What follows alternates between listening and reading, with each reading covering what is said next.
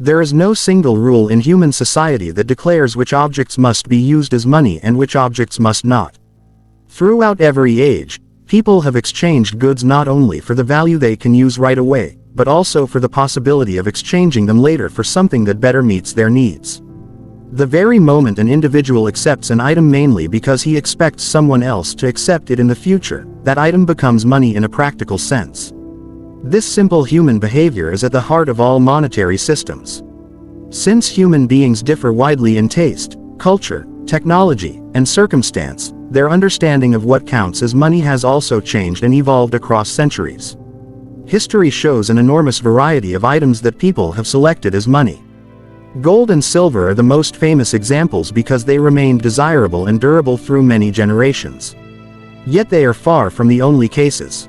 People have used metal coins made of copper or bronze, delicate seashells gathered from distant shores, large stones moved with great effort, salt in places where salt was scarce, and even grain or cattle in agricultural societies. Governments issued paper at various times, and precious stones held value in many cultures. In extreme conditions such as prisons or wartime, items like cigarettes or alcohol became money because they were scarce and widely desired. People naturally gravitate toward whatever other people will accept, and this constant search for something reliable to trade has produced many different forms of money. As a result, there is no single correct or incorrect choice of money, but every choice leads to real economic consequences that shape entire societies. Economists examine the usefulness of money through a concept known as salability. Salability means how easily something can be sold or exchanged for other goods. A highly saleable item is one that can be traded at almost any time, in varied amounts, with very little loss in value. Salability is studied through three main dimensions: across scales, across space, and across time. Salability across scales refers to the ability to divide a good into smaller parts or combine it into larger units without losing its usefulness. This is extremely important for trade, because people must be able to buy or sell in the exact amount they require. Salability across space relates to how easily the good can be transported or carried. Goods that are heavy, bulky, or fragile are poor candidates for money, while goods with high value for their weight tend to work better. Many items can satisfy these first two forms of salability, at least to some extent. The deepest challenge lies in salability across time. Salability across time concerns the ability of a good to keep its value into the future. A good store of value must resist destruction, rot, corrosion, and every other form of physical decay. A person who tried to keep his wealth stored in apples, fish, or fresh flowers would quickly discover that they are terrible forms of savings. However, simply remaining physically intact is not enough for a good to hold value. A good can remain perfectly untouched yet still lose its worth if the supply becomes too easy to increase. When large quantities of the good can be produced rapidly, each unit loses value and the holding of that good becomes a losing strategy. To preserve value over long periods, a monetary good must have a limited supply or at least a supply that grows only slowly. Throughout history, societies tended to choose money that was difficult to produce. This difficulty of production is what gives rise to the idea of hard money and easy money. Hard money is costly and slow to create more of, while easy money can be expanded with little effort. The hardness of money can be understood through the ratio of stock to flow.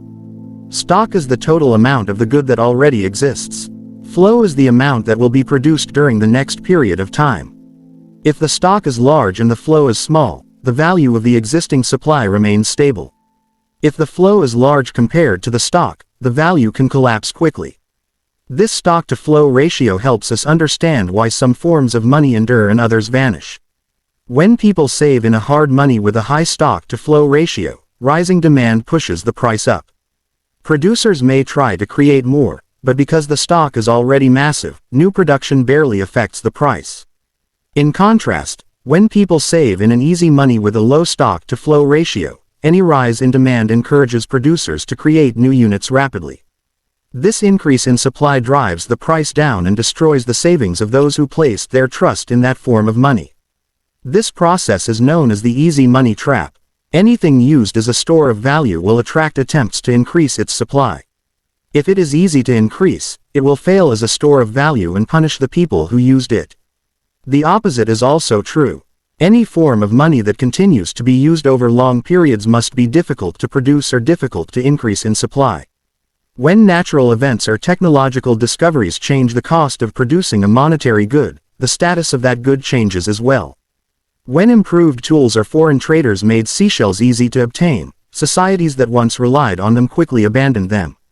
In prisons, cigarettes function as money because they are scarce and hard to produce. In modern economies, when governments print large quantities of currency, citizens lose trust in that currency and protect their savings by moving to foreign currency, gold, real estate, or other assets with more reliable supply limits. The 20th century offers many painful examples of currencies that collapsed due to rapid expansion of supply. Inflation destroyed the wealth of ordinary people in many developing nations, sometimes wiping out entire lifetimes of savings in only a few years. The forms of money that survived the longest were always those with the most reliable mechanisms for limiting new supply. Monetary competition is constant, unstoppable, and impartial. There is no sentiment in it. Over long periods, those who save in hard money tend to maintain their purchasing power, while those who save in easy money tend to see their wealth erode. Sometimes people learn this through careful study and planning, and sometimes they learn only through harsh experience after their savings have been destroyed. Regardless of the path, wealth naturally concentrates in the hands of those who choose the hardest and most stable money available at the time. The hardness of money, however, is not a permanent quality. It depends heavily on technology and the environment in which people live. A good that was nearly impossible to produce in the past may become easy to produce with modern tools. For this reason, many economists in the Austrian tradition avoid declaring that a specific material must always be money. Instead, they argue that sound money is the money chosen freely by the people who use it. Sound money gains its value through honest market exchange rather than government orders or threats. Free competition in the monetary sphere tends to filter out weak forms of money and elevate the strongest. Only money that protects the wealth of its users survives. The influence of money reaches far beyond saving and spending. Money affects how individuals view their own lives, their future, and their community. A person who can save in a reliable store of value is more inclined to invest, plan for the long term, build a stable family, and take responsibility for the future. A person who lives with unstable money must often think only about the present because tomorrow his savings may be worth far less. Sound money encourages low time preference, meaning it encourages patience, discipline, delayed gratification, and a focus on long-term growth. These qualities are essential not only for personal success but also for strong societies. Another important element of any monetary medium is how widely it is accepted by others. The more people who use a particular money, the more useful and liquid it becomes. In systems of human interaction, whether in trade, communication, or technology, it is common for a few dominant standards to emerge.